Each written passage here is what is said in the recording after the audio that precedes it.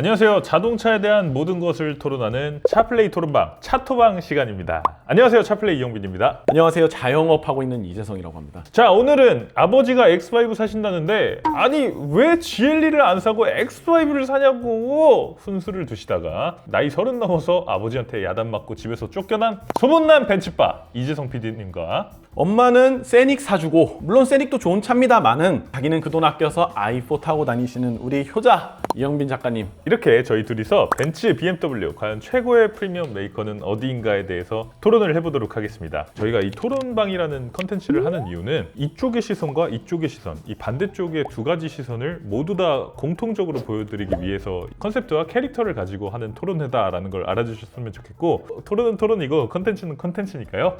너무 그렇게 아름다운 이야기를 많이 해주실 필요는 없을 것 같아요. 사실 전 세계에 수많은 이 세 개의 라이벌이 있지 않습니까? FC 바르셀로나랑 레알 마드리드, 코카콜라랑 펩시, 고려대랑 연세대, 메르세데스 벤츠와 BMW. 세 개의 라이벌 아닙니까?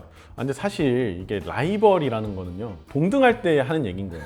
아니 무슨 말씀이세요? 위와 아래는 라이벌이라고 하지 않아요. 메르세데스 벤츠가 워낙 또 근본이 있는 회사 아닙니까? 그러니까 사실 시작은 메르세데스이기 때문에 벌써 토론 지금 얘기도 벤츠와 BMW라고 하잖아요. 모르는 사이에 이렇게 알고 있는 거예요. 자, 먼저 그러면 근본 얘기하셨으니까 근본에 대해서 한번 얘기를 해볼까요? 재성 PD님 먼저 얘기해 주시죠. 네, 일단 메르세데스 벤츠의 근본은 역사적으로 벤츠가 가장 먼저 자동차를 만들었다. 우리 칼 벤츠 형님이 벤츠를 처음 만들었고 사모님께서 그거 타고 일주하시지 않았습니까? 이거는 역사적으로 남아있는 사실인 거예요. 자동차라는 건 여기서 시작된 거다. DRP 37435, 이 가솔린 내연기관 자동차에 대한 특허를 최초로 취득했기 때문에 그게 지금까지 이렇게 발전해 와서 이런 자동차들을 만들어낸 거다. 벤츠는 자동차 그 자체다? 애기들이 와 저거 자동차야 알려줘야 돼. 벤츠야.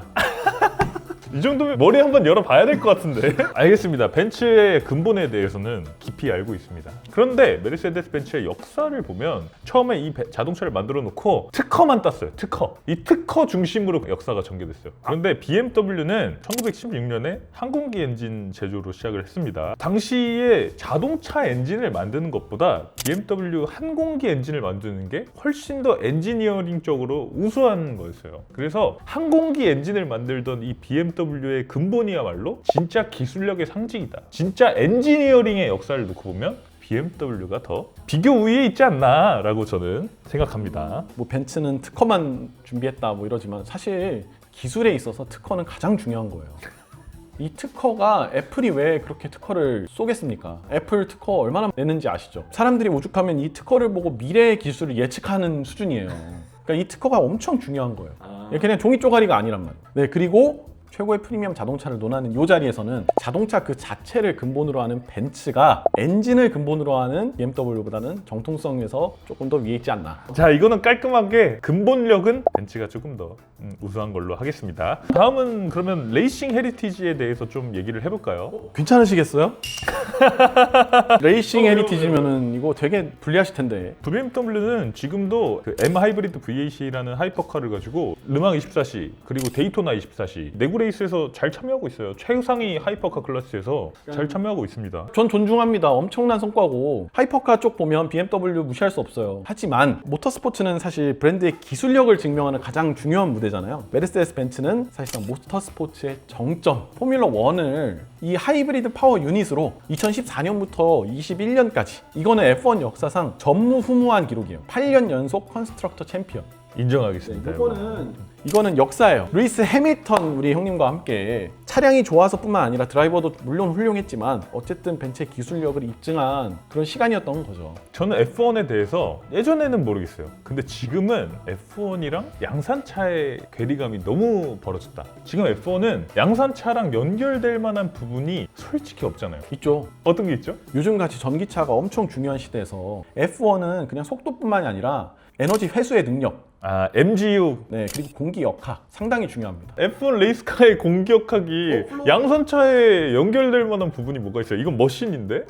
양산차에서 DRS라도 엽니까? 이 플로어 디자인의 공기의 흐름을 디자인하는 거, 그리고 윙의 공기의 흐름을 디자인하는 거, 이게 다 연구인 거예요. 그래서 저는 강력하게 제가 좋아하는 현대도 그렇고 다 저는 F1을 나갔으면 좋겠는 게, 여기서 입증되는 게 이 연구의 실적이라고 생각을 해요. 자, F1 얘기가 나와서 말인데 BMW도 F1에 열심히 참가했었습니다. 정말 오랜 시간 동안. F1에 터보차저가 처음 들어가던 그 시대에 BMW가 가장 강력한 엔진을 만들어서 공급하던 회사였어요. 우리 코리아 그랑프리 할 때까지도 BMW가 있었습니다. BMW 자부버 기억나시죠? BMW F1 열심히 했었습니다. 10기통, 8기통 이런 시대. 특히 10기통 엔진일 때는 요 10기통 F1 엔진을 갖다가 그대로 디튠해서 M5에 넣었었어요. 그 정도로 양산차랑 연관이 있다면 F1에 얼마든지 참가하는 회사다. 그런데 지금 F1은 양산차랑 거리가 너무 멀어졌다. BMW는 더더욱 지금 양산차랑 연관이 있는 르망 24C, 하이퍼카나 아니면 GT3 카테고리, 지금 도로에 팔고 있는 이 차를 레이스카로 튜닝해서 이 양산차랑 접점이 깊은 레이스를 하고 있다는 거죠. BMW에 대해서 레이스 도망다닌다, 레이스 탈주한다 이런 얘기 있지만 한 번도 양산차 기반 레이스에서 탈주한 적은 없다. 이런 부분들을 봤을 때 양산차랑 밀접한 이 레이싱을 하는 건 역시 BMW가 아닌가, 이런 생각이 저는 좀 드네요. 여기서 제가 마지막으로 하나 말씀드릴게요. 저희는 지금 최고의 프리미엄 자동차에 대한 얘기를 하고 있잖아요. 그죠. 재미가 아닌 압도적 기술력으로 증명을 해야 되거든요. F1은 기술력도 중요하지만 이 자본력도 상당히 중요하다고 생각을 해요. 영빈 작가님께서 말씀하신 그런 양산차 기반 이런 것도 중요하지만 진짜 탄탄한 회사에 엄청난 자본을 갖고 있는 프리미엄 자동차를 타게 한다는 느낌을 주기 위해서 F1을 계속하는 것도 있을 거예요. 일단 F1 벤츠가 진짜 열심히 하는 거 대단하죠. 6, 7천억 원이 드는 그런 거를 계속한다는 게 진짜 리스펙 받을 만한 일이고, 또 BMW는 반대로 내구 레이스에서 꾸준히 참여하고 지금 또 차세대 하이퍼카도 준비를 하고 있기 때문에 이거는 동점으로 하시죠. 좋습니다. 좋습니다. 자, 그럼 다음은 판매량에 대해서도 한번 얘기해 볼까요? 판매량은 벤츠가 BMW의 못 비비죠. 지금 BMW는 2023년, 24년 대한민국 수입차 1등입니다. 전 세계로 놓고 봐도 작년, 재작년에 BMW가 벤츠를 누르고 글로벌 프리미엄 브랜드 1위 자리를 굳건히 지켰죠. 작년 기준으로 220만 대를 팔았습니다. 벤츠는 근본, 역사 이런 거 되게 얘기하셨는데 제일 중요한 건 현재잖아요. 현재 벤츠는 BMW한테 밀리고 있다. 이게 현실입니다. 일단은 글로벌 프리미엄 브랜드 판매량 이렇게 말씀을 하셨는데, 총 판매량은 브랜드의 격을 결정하는 건 아니라고 생각을 해요. 이 총 판매량은 결국에는 그 엔트리 모델의 판매량과 그런 공격적인 할인 프로모션, 브랜드마다 그 프로모션이 있을 테니까 그 프로모션과 신차 출시 주기에 따라서 되게 영향을 많이 받는 거기 때문에 이 총 판매량은 브랜드의 격을 이렇게 결정하지는 못하는 것 같고, 이 프리미엄은 최고급에서 결정된다고 생각해요. 1시리즈나 3시리즈가 아닌 그 플래그십 모델 위주로 한번 보는 거죠. S클래스와 7시리즈 정도로 보는 거죠. 그랬을 때 메르세데스 벤츠 같은 경우는 글로벌 플래그십의 시장 점유율이 부동의 1위예요. 네, S클래스가 그냥 압도적으로 1위예요. 근데 저는 그렇게 생각해요. 부자들만 타는 프리미엄이 무슨 의미가 있나? 그거는 이제 럭셔리 세그먼트인 거잖아요. 사실 S클래스, 7시리즈 요거는 잘 나가는 이 사업체의 대표, 이런 분들이나 탈 수 있는 그 시장에서 이제 판매량을 놓고 보는 건 그거는 이제 럭셔리다. 되게 중요한 것 같아요. 이게 성공하면 무슨 차를 타고 싶은가, 그 성공하신 분들이 선택한 차의 1등은 메르세데스 벤츠다. 근데 벤츠랑 BMW의 이 방향성이 다른 것 같아요. S클래스가 벤츠의 상징이니까 이 초특급 부자들은 S클래스를 선택하는 게 맞아요. 인정하시는 거죠? 요거는 인정하겠습니다. 그런데 적당한 부유층, 어느 정도 소비력이 있으신 분들은 꼼꼼히 따져보고 BMW를 선택할 수밖에 없습니다. 상품성이 좋으니까. S클래스를 제외하고 지금 3시리즈, 5시리즈, X3, X5 모든 주력 세그먼트에서 BMW가 압도하고 있다. 이게 핵심이죠. 판매량 부분에서는 저는 인정을 하고, 럭셔리에 있어서는 어쨌든 압도적인 1위는 벤츠는 맞으니까. 저 여기서 마지막 결정적인 제 비장의 무기가 하나 있습니다. 중요한 건 앞으로 미래차 시장이잖아요. 앞으로 이 전기차 시장, 이때 점유율이 어떻게 될 것인가, 이 미래차 시장을 얼마나 잘 대비하고 있나, 저는 이것도 봐야 된다고 생각하거든요. 그런데 이 미래의 격전지인 전기차 시장에서 BMW는 작년에 벤츠랑 아우디의 전기차 판매량을 합친 것보다도 더 많이 팔았습니다. 지금 BMW는 파워 오브 초이스라는 거 아세요? 4시리즈를 사도 가솔린 살 수 있고 디젤도 살 수 있고 뭐 전기차도 살 수 있고 내가 이 파워트레인을 초이스한다는 거예요. 이 전략이 제대로 먹혀 들어가면서 이 BMW는 지금 압도적인 이 미래차, 이 전기차를 판매하고 있다. 벤츠는 어떻게 됐죠? EQ 어떻게 자, 됐습니까? 잠깐. 아니, 얘기해 주세요. EQ 브랜드 어떻게 됐습니까? 좀 아쉽게 됐죠. 아니 어떻게 하시게 됐냐고요. EQ 브랜드 몇 년 만에 그냥 폐지돼 버렸잖아요. 여기서 말씀드리고 싶은 거는 하지만 벤츠는 이 EV 수요의 둔화가 일어나는 과정에서 플러그인 하이브리드, 그러니까 PHEV를 더 많이 팔게 됐어요. 25년 올해 상반기에 벤츠는 BMW보다 솔직히 말씀드리면 전기차 부분에서는 3배 정도 적게 팔았는데 근데 PHEV는 BMW보다 한 2배 정도 많이 팔았어요. 그렇게 보면 럭셔리 고객들이 아직은 완전한 EV로의 전환을 주저하고 있고 그 시장에 맞춰서 벤츠가 이 과도기적 이 시장에서 PHEV를 정확하게 공략하고 있다. 지금 묘하게 지금 논점을 흐리시면서 PHEV 얘기를 하시는데 저희 지금 미래차 시장을 얼마나 잘 준비했냐를 얘기하는데 갑자기 플러그인 하이브리드를 왜 얘기합니까? 플러그인 하이브리드가 미래차를 준비하는 데 있어서 가장 중요한 발판이에요. BMW는 팍 하고 도약해서 지금 전기차를 쫙 내놨는데 벤츠는 팍 하고 했다가 벤츠는 PHEV로 지금 시장에서 사람들이 많이 원하는 걸 열심히 파는 거죠. 전략이 다른 거지 누가 이걸 더 많이 팔고 못 팔고 더 잘 팔고 잘 만들고 이게 아니라는 거예요. 그러면 지금 판매량에서 전체적으로 이 가솔린 부분 이것도 BMW가 살짝 이겼고 미래 전기차에서도 BMW가 이겼으니까 판매량에서는 BMW가 이긴 걸로 어떻게 인정하시겠습니까? 오케이. 자 그럼 다음에 디자인에 대해서 한번 얘기를 해보도록 하겠습니다. 요즘 사실 좀 할 말이 있나 싶긴 해요. 두 브랜드 모두 다. 벤츠의 디자인을 먼저 좀 말씀을 드리면은 저는 딱 이렇게 정리할 수 있을 것 같아요. 시대를 초월하는 럭셔리 디자인이다. 과거에만 머물러 있는 거 아니고. 네, 시대를 초월한다. 아니 저는 EQ S가 처음 나왔었잖아요. 잠깐만. 그때 깜짝 놀랐어요. 잠깐만. 아 시대를 우리 시대를 지금 얘기하고 앞으로- 있잖아. 그러니까 EQ는 어제 내린 눈이야. 그냥 안 보여요. 시대를 초월하라고 했는데 요즘 벤츠랑 BMW는 시대를 추월했다가 너무 추월했나 보다. 다시 차선 바꿔야지. 네, 다시 들어와야 되는 그런 느낌이에요. EQ를 얘기하고 싶으면 with EQ 테크놀로지가 붙은 차량들.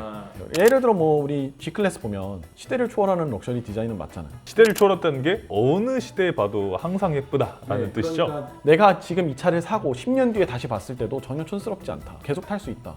이거 저 되게 중요한 거라고 생각하거든요. 그러면 디자인은 지금 가장 둘이 나온 최신 차가 GLC with EQ 테크놀로지랑 iX3니까 이 두 개를 놓고 한번 디자인에 대해서 얘기를 해볼게요. 지금 벤츠 GLC with EQ 테크놀로지의 디자인을 보면 예전 GLC랑 다를 게 없어요. 그리고 지금 뭐가 달라졌냐면 앞뒤 램프에다가 삼각뼈를 막 엄청 박아놨어요. 이 예전 시대 이 그릴을 그대로 달아놓고 여기다가 램프를 달아놨어요. 그래서 이 디자인은 가솔린 차를 또 전기차로 튜닝한 거에 불과하다라는 좀 그런 생각이 들거든요. 그런데 BMW iX3 디자인 보세요. 약간 낯설 수 있어요. 약간 시대를 초월한 느낌이 아직 있어요. 아직 추월 중인 것 같은데 차선을 안 바꿨어요 아직. 근데 그 말인즉슨 더 고속으로 앞으로 달려나가고 있다는 뜻이에요. 새 시대를 여는 디자인을 해놓은 거예요. 그래서 iX3가 압승이지 않나 이런 생각이 저는 좀 들거든요. 말씀 주신 것처럼 뭐 옛날 그릴에 라이트를 켜고 뭐 이런 거라고 하셨는데 저희가 지금 계속 얘기하던 게 뭐예요? 시대를 추월했다가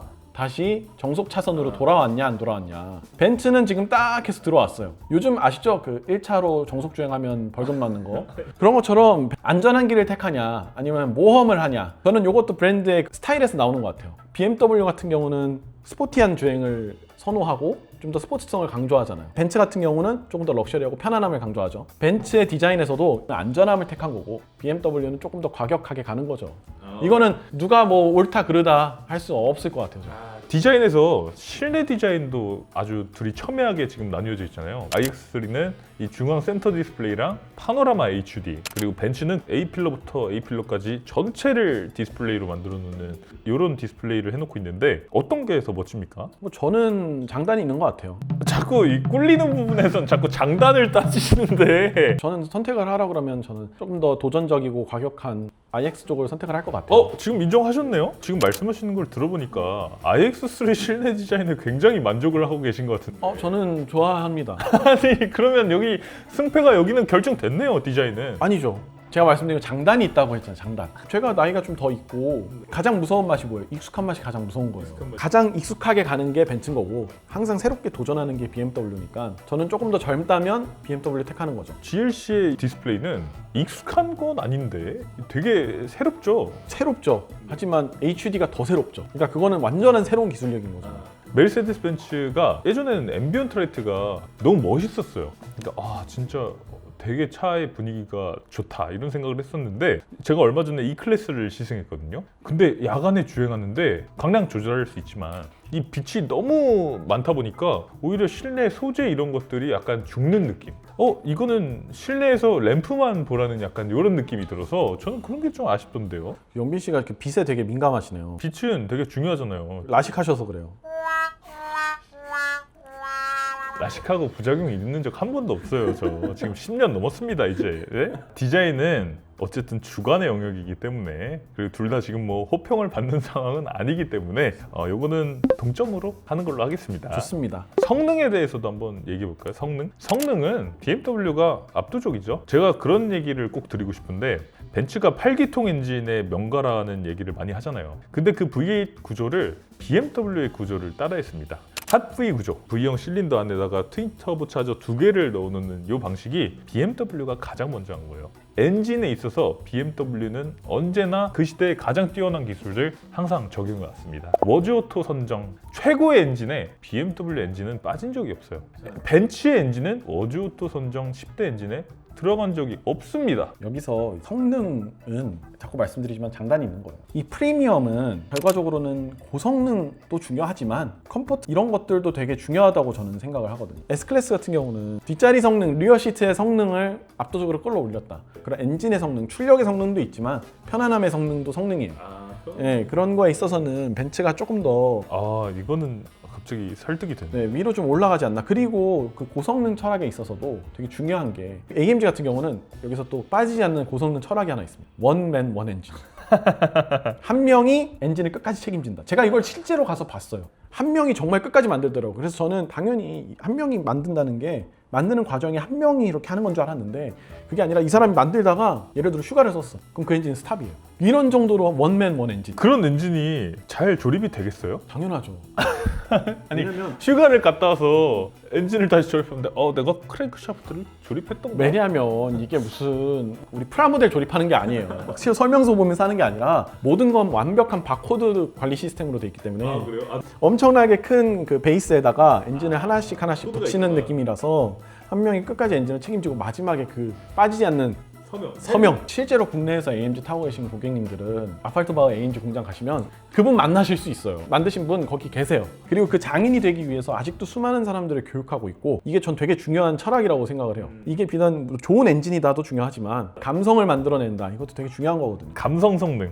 요거는 뭐 AMG의 독보적인 느낌이죠. 성능을 놓고 봤을 때는 BMW 엔진의 승! 메르세데스 벤츠가 컴포트한 성능에서는 나름 잘하고 있다. 뭐 이렇게 해서 동점으로 하겠습니다. 자, 이렇게 오늘 차플레이 토론방, 차토방 첫 번째 시간으로 벤츠 BMW 최고의 프리미엄 메이커는 어디인가에 대해서 토론을 해봤는데요. 댓글로 누가 우세했다 라고 알려주시면 토론에서 진 사람은 제로2를 쳐서 저희 차플레이 채널에 박제시켜 놓도록 하겠습니다. 저희 이런 가벼운 주제도 토론하지만 앞으로 더 첨예한 주제도 열심히 토론해서 또 채널에 올려드릴 테니까요.